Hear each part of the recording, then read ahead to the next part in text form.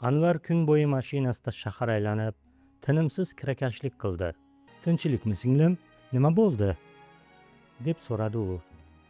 Ayol ko'z yoshlarini artib, qaltiroq ovozda gapirdi.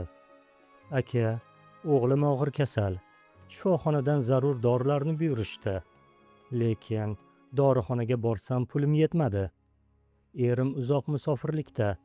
Yaqin orada hech kimim yo'q. Iltimos, meni shahar markazidagi dorixonaga olib borib qo'ying." Tun yarimdan oqqan.